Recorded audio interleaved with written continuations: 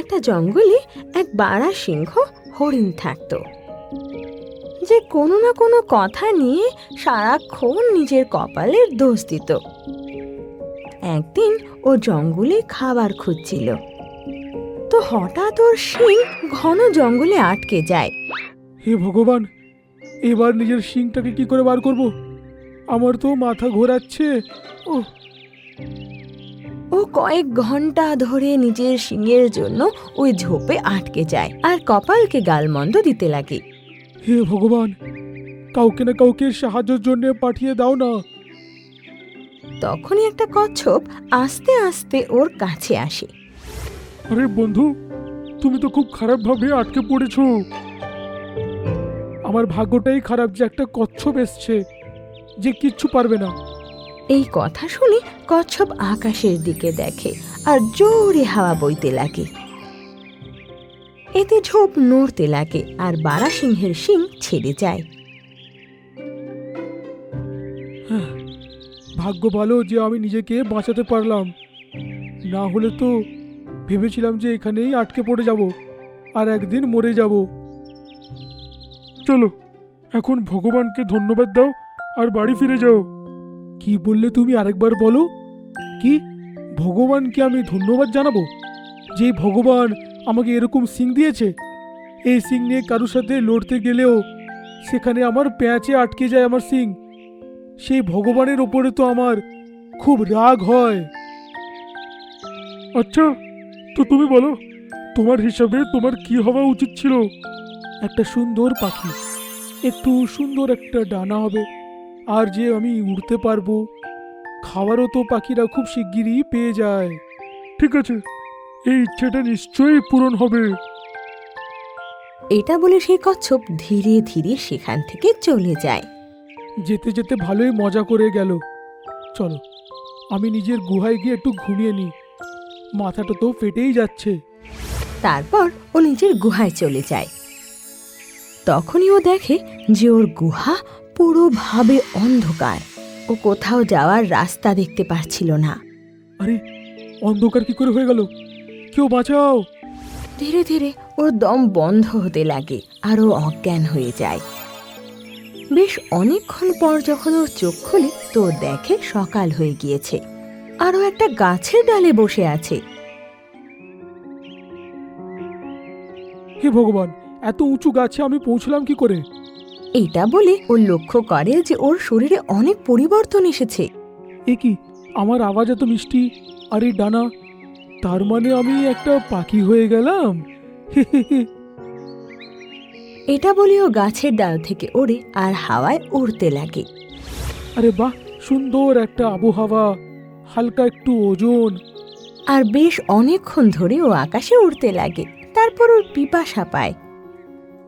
এ কি আরে হলো? বাবা, এত এত তাড়াতাড়ি শিগগিরই তো পিপাসা তো আমার তেষ্টা কখনো পাই পায় না। না। ও একটা পুকুরে গিয়ে জল খায়, তারপর এগিয়ে যায়।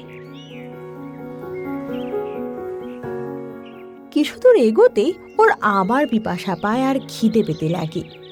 আরে বাবা, আমার তো আবার তেষ্টা পাচ্ছে, আর এবার তো আমার খিদেও পাচ্ছে। আমার মুখটা অনেক ছোট তো, তাই জন্য বোধহয়। কিন্তু আমাকে তো উড়ে যেতেই হবে, তাই না? হেঁটে হেঁটে তো জল আর খাবার আমি খুঁজবো না। এটা বলে ও আরো উঁচু আকাশে উড়তে লাগে। তখনই ও নিজের পেছনে কোনো বাজের আওয়াজ শুনতে পায়। চিল চিল চিল। ও পেছনে ঘুরে দেখে। আরে, ঈগল তো আমার পিছনেই আসছে। হ্যাঁ, কি সুন্দর পাখি, তুই তো আজ আমার খাবার হবি। বাপরে বাপ! ও জোরে জোরে তখন ডানা নাড়িয়ে ওড়ার চেষ্টা করতে লাগে, কিন্তু বাজের পাখনা ওর থেকে আরো বেশি বড় ছিল। তাই ও ঝট করে ওকে নিজের পাঁজায় ধরে ফেলে। ঈগল দাদা, ছেড়ে দাও আমাকে। তুই কি দীপাবলির কোনো অফার নাকি যে তোকে ছেড়ে দেব? পাখির জীবনটা কতটা কঠিন আজ আমি বুঝে গেলাম। আমি যদি একটা সিংহ হতাম তাহলে কত ভালো হতো।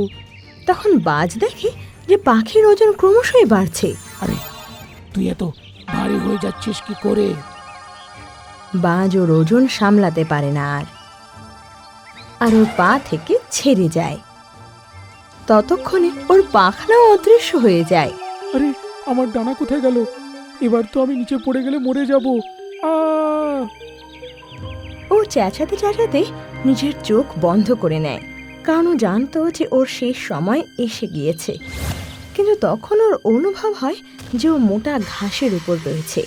ও নিজের চোখ খুলে তো দেখে যে ও এক সিংহে পরিণত হয়েছে, আর সেই মোটা ঘাসের ওপর ও একদম সুরক্ষিত রয়েছে। আরে বাহ, এখন তো সিংহ হয়ে গেলাম। এবার দেখবো কে আমার সাথে লাগার চেষ্টা করে। ও জোরে গর্জন করে, আর সেই আওয়াজ শুনে কোনো পশু ওর কাছে আসে না। মনে হয় আমার গর্জন শুনে সবাই ভয় পেয়ে গেছে। এবার হলাম শক্তিশালী একটা জানোয়ার। সিংহ রাজা, এবার সময় এসে গেছে যে তুমি তোমার শক্তির সদ্ব্যবহার করো। বাঁদরের কথা শুনে সিংহ ঘুরে তাকায়। বাঁদর, শেয়াল, ভাল্লুক, নেকড়ে আরো অনেক ধরনের পশু ওর সামনে দাঁড়িয়ে আছে। সিংহ রাজার জয় হোক। তোমরা এইভাবে একত্রিত হয়ে এইখানটায় কি হয়েছে? শিকার খুঁজে এনেছো নাকি? মহারাজ, আপনার খাবার ব্যবস্থা তো তখনই হবে যখন জঙ্গল সুরক্ষিত থাকবে। কি হয়েছে জঙ্গলের? এই জঙ্গলকে আপনার প্রয়োজন মহারাজ। খুব শিগগিরই এই জঙ্গল গোলাম হতে চলেছে। এ তুমি কি বলছো? হ্যাঁ মহারাজ, প্রতিবেশী জঙ্গলে যে শেরখান আছে সে আক্রমণ করার কথা এখানে ভাবছে। খুব শিগগিরই জঙ্গলে প্রবেশ করবে। তো তোমরা এখানে কি করছো? যাও, জঙ্গলটা গিয়ে পাহারা দাও। এই জন্য এসছি যে, কারণ তুমি হচ্ছে রাজা। সমস্যা আসলে রাজাই তো নিজের জঙ্গলটাকে রক্ষা করবে। এটা শুনে ও মনে মনে ভাবতে লাগে যে সিংহ হওয়াও বেশ কষ্টের। ঠিক আছে, আমি লড়বো আর জঙ্গলকে রক্ষা করব। তখনও দেখে যে সামনে থেকে 3টে সিংহ ওর দিকে এগিয়ে আসছে। আরে এ কি, 3টে সিংহ? হ্যাঁ মহারাজ, আপনাকে 3জনকেই হারাতে হবে। এটা 3 ভাই মিলে আক্রমণ করতে চায় আর জঙ্গলটা দখল করে নিতে চায়। বাপ রে বাপ, 3টে সিংহর সাথে একলা লড়বো কি করে? জঙ্গলের সব পশুরা একদিকে হয়ে যায়, আর সিংহ ভয়ের চোটে চোখ বন্ধ করে নেয়। ভগবান, যদি আগের মতন একটা হরিণ হয়ে যেতাম সেটাই ভালো। অন্য জানোয়ারের জীবন তো আমার থেকেও কঠিন। হ্যাঁ। 3জন সিংহ ওর দিকে যে ঝাঁপিয়ে ওঠে, অমনি সবকিছু শান্ত হয়ে যায়।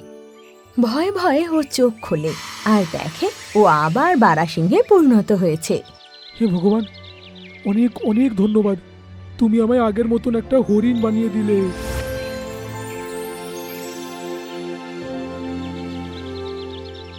আর তুমি যে নিজের সিংহের ব্যাপারে বলছিলে, তার কি?